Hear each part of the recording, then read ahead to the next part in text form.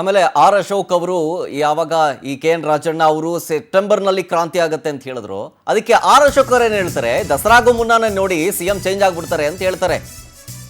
So R Ashok ಅವರ ಈ ಸ್ಟೇಟ್ಮೆಂಟ್ಗೆ ಸಚಿವ ಎಂ ಬಿ ಪಾಟೀಲ್ ಅವರು ತಿರುಗೇಟು ಕೊಡ್ತಾರೆ. ಏನಂತ, ಮೊದಲು ತಮ್ಮ ಕುರ್ಚಿ ಉಳಿಸ್ಕೊಳ್ಳೋದಕ್ಕೆ ಆರ್ ಅಶೋಕ್ಗೆ ಹೇಳಿ, ಅಂದ್ರೆ ವಿಪಕ್ಷ ನಾಯಕನ ಸ್ಥಾನ.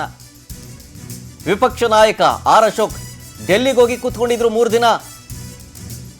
ಅವ್ರು ಹೇಳ್ತಾರೆ ದಸರಾದೊಳಗೆ ತಮ್ಮ ಕುರ್ಚಿ ಬದಲಾಗುತ್ತೆ ಅಂತ. ಮೋಸ್ಟ್ಲಿ ಅವರು ಸಿಎಂ ಕುರ್ಚಿ ಬದಲಾಗುತ್ತೆ ಅಂತ ಹೇಳಿಲ್ಲ, ಅವರ ವಿಪಕ್ಷ ಸ್ಥಾನದ ಕುರ್ಚಿ ಬದಲಾಗುತ್ತೆ ಅಂತ ಹೇಳಿರ್ಬೋದು. ಕಾಂಗ್ರೆಸ್ ಪಕ್ಷದಲ್ಲಿ ಯಾವುದೇ ಊಹಾಪೋಹಗಳಿಗೆ ಬೆಲೆನೇ ಇಲ್ಲ. ಕಾಂಗ್ರೆಸ್ನಲ್ಲಿ ಹೈಕಮಾಂಡ್ ಅಂತಿಮ, ಅವರೇ ಎಲ್ಲ ನಿರ್ಧಾರ ತೆಗೆದುಕೊಳ್ಳೋದು. ಈ ಅಧಿಕಾರ ಹಂಚಿಕೆ ಅಗ್ರಿಮೆಂಟ್ ಆಗಿದೆಯಾ ಹೀಗಂತೇಳಿ ಎಂ ಬಿ ಪಾಟೀಲ್ ಅವರು ಪ್ರಶ್ನೆ ಮಾಡ್ತಾರೆ. ಆರ್ ಅಶೋಕ್ ಅವ್ರ ಮೊದಲು ಅವ್ರದ್ದು ಕುರ್ಚಿ ಉಳಿಸ್ಬೇಕು. ಡೆಲ್ಲಿಗೂ ಕೂತಿದ್ರು ಆರ್ ಅಶೋಕ್. ದಸರಾ ಒಳಗ ಅವ್ರ ಕುರ್ಚಿ ಬದಲಾವಣೆ ಆಗುತ್ತದೆ, ಅವ್ರು ತಮ್ಮದು ಹೇಳಿರ್ಬೇಕು. ಆರ್ ಅಶೋಕ್ ಅವ್ರ ಕುರ್ಚಿ ಬದಲಾಗ್ತಿರ್ಬೇಕು. ಬಹುಶಃ ತಮ್ಮ ಕುರ್ಚಿ ಬಿಟ್ಟಿದಾರ.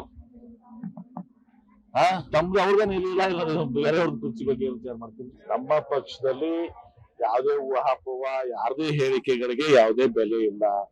ನಮ್ಮ ಪಕ್ಷದಲ್ಲಿ ಇವತ್ತು ದಿವಸ ಏನೇ ಇದ್ರು ಕೂಡ ಅದು ಹೈಕಮಾಂಡ್, ಎಐಸಿಸಿ ಅಧ್ಯಕ್ಷರು ಮಲ್ಲಿಕಾರ್ಜುನ್ ಖರ್ಗೆ ಅವರು, ಶ್ರೀಮತಿ ಸೋನಿಯಾ ಗಾಂಧಿ ಅವರು, ರಾಹುಲ್ ಗಾಂಧಿ ಅವರು ಮತ್ತು ನಮ್ಮ ಕಾಂಗ್ರೆಸ್ ವರಿಷ್ಠರು ಏನಿದ್ದಾರೆ, CWC ಇದೆ, ಅವರೆಲ್ಲ ಕೂಡ ಕಾಲಕ್ಕೂ ನಿರ್ಧಾರ ಮಾಡ್ತಾರೆ. ಹೀಗಾಗಿ ಯಾರದೇ ಹೇಳಿಕೆಗಳು, ಮಾಧ್ಯಮದ ಹೇಳಿಕೆಗಳು, ವೈಯಕ್ತಿಕ ಹೇಳಿಕೆಗಳು, ಎಂ ಬಿ ಪಾಟೀಲ್ ಹೇಳಿಕೆ ಯಾವುದು ಕೂಡ ಏನು ಅದರಿಂದ ವಿಶೇಷ ಅರ್ಥ ಕಲ್ಪಿಸಲಿಕ್ಕೆ ಸಾಧ್ಯ ಇಲ್ಲ.